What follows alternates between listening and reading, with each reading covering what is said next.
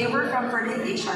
Same with cacao, right? So these are the, I'm so happy I have something to show you right here. So this is the cacao fruit. We open it, so you see there's pulp, correct? It's a white pulp. So what happens is we remove all the pulp from the cacao fruit and then we put it in a wooden fermentation box. What is the purpose of this? Right? Putting them together in one box. We want to build heat. Why do we need heat? Because we want to ferment it. We want the yeast, the bacteria, and the heat to work together to create an environment where the beans will be fermented. Now, just to give you an idea, it's not the bean actually that gets fermented, it's the pulp. Because the pulp is very sweet, correct? So the pulp is sweet. This is what the yeast and the bacteria feed on during fermentation. So this process alone, so we're in step 1, right? Only step 1. This takes somewhere between 6 to 7 days, depending on the variety and depending on, because there are certain conditions and temperatures we have to meet every day. So can you imagine, for you to do this, we need to have at least 300 kilos of wet beans in one box. Can you imagine that? 300 kilos in one box to create enough heat for fermentation to occur, right? So we cover it with a banana leaf, and then that's going to start fermenting. The first 2 days are called anaerobic, meaning we don't want to introduce any oxygen into the mix. So we leave it for 2 days, and then the succeeding days you're going to have aerobic. So you're going to start introducing oxygen, let that work, and then every day you have to turn. Turn means you go to the bottom of the heap, take it out and turn it evenly so that the fermentation is even, correct? So just imagine this. This is just step 1, correct? Step 2, when we're done with a week's worth of fermentation, we have to dry the beans. Why do we dry them? We want to remove any excess moisture, because if there's any excess moisture in the beans, mold can occur. So we don't want that in our chocolate, obviously. We don't want any mold. So we dry it. And we're fortunate in the Philippines that it's a tropical country. So we get a lot of sun and we get a lot of opportunity to dry it outdoors. If you see this, it's like under this is like a mesh so that air will circulate. So this is a drying bed. So you see it in the farms, drying bed. And then of course, these beans have to be turned every 30 minutes for 5 to 6 days. So we're just in step 2 and we're already 2 weeks into the process of making chocolate. We're not even halfway yet, right? Another way for us to make sure that the bean is not moist is through roasting. And this is also another way for us to infuse flavor. Just like coffee, cacao is roasted in different temperatures, depending on the chocolate maker's recipe. So some like to roast low. When you roast low, fruity, floral flavors come out, correct? Because you're not really cooking the bean, so to speak, so much that the flavor retains. The fruitiness, floral notes. Then you go to medium high, and high. Okay. How do you know when something is high roast, right? I think all of us have tried tablea. Yes, correct? Growing up, everyone. What does tablea taste like? Bitter. Very dark, very bitter. Not too many, I don't really taste any fruity notes or anything aside from pure dark chocolate flavor. Right? So you can kind of get an idea that once you high roast a bean, you kind of lose all the taste and flavor, and all the flavor notes also get burned out of the bean. So when do we high roast and when do we low roast? If I have a really good set of cacao beans that were fermented and dried very well, as a chocolate maker, I would definitely go low to medium roast because I want to highlight those flavors.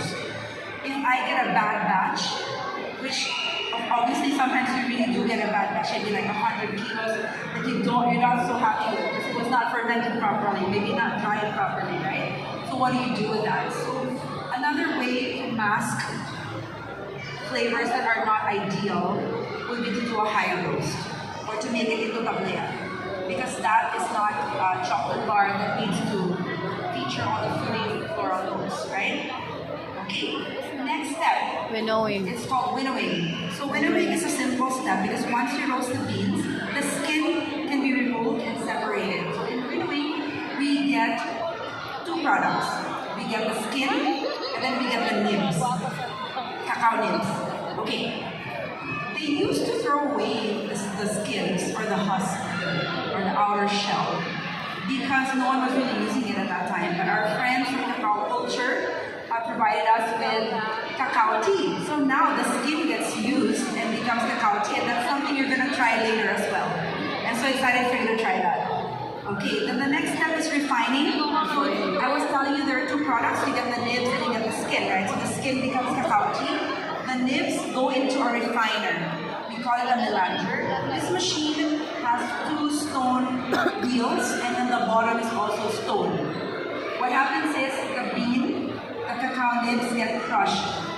And this is usually a 48-hour process, continuous. So you can see it's very smooth and silky. I'm sure you've seen on Instagram a lot of chocolate makers posting this. It does not look like this in the beginning. It's very rough, gritty, sandy. This is probably like a 24-hour, maybe 36-hour refining already. That's what you see. That's what they post. When it's already smooth and silky. Why does this happen?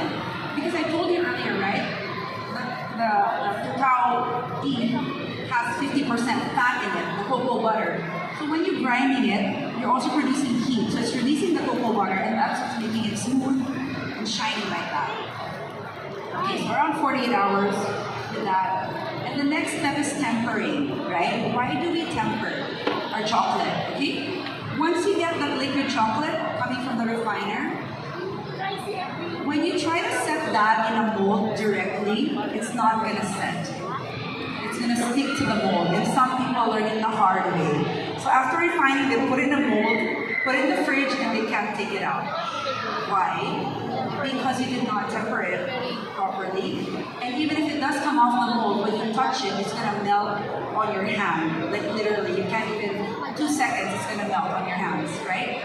Tempering is a process of raising the temperature, lowering it to specific degrees where we isolate certain crystal particle. I don't want to get too scientific, but chocolate in this form has 6 crystal structures.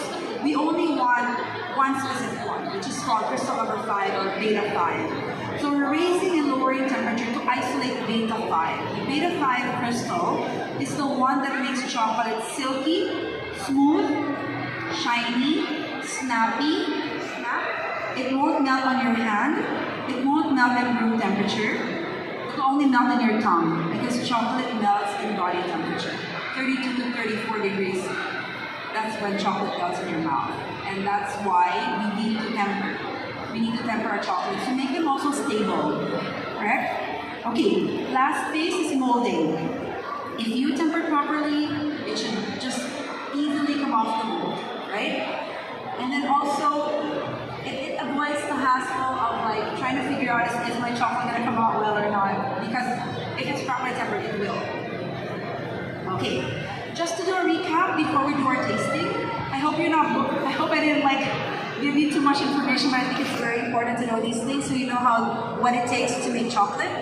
So again, going back, dark chocolate only has 3 ingredients. Some chocolate makers don't even add cocoa butter.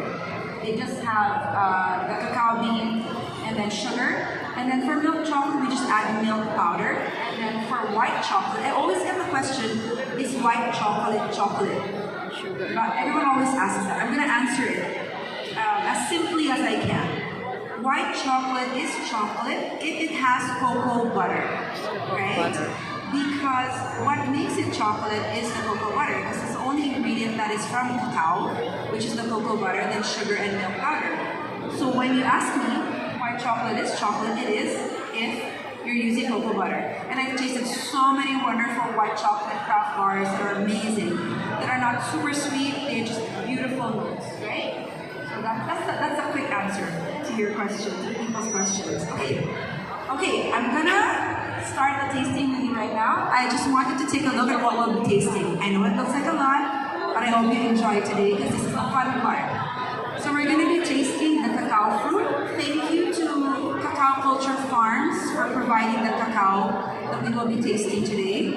We have cacao nibs, cacao tea, white chocolate, milk chocolate, dark chocolate, nama, and bonbons. I'm going to ask you to please try to taste along with me and not taste in advance because we will be tasting it in an order, in a specific order, okay? So let me know if everyone has theirs. Okay, okay, great.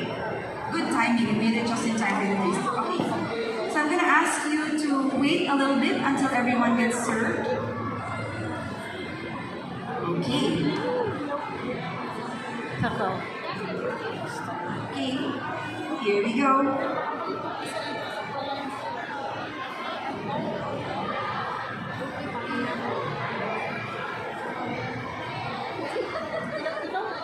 Okay. So we're gonna wait for everyone to be served before we begin.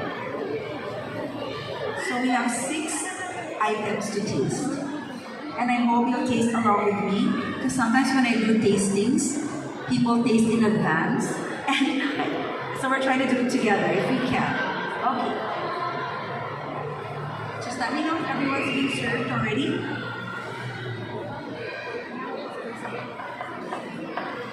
Okay, I think we're almost there.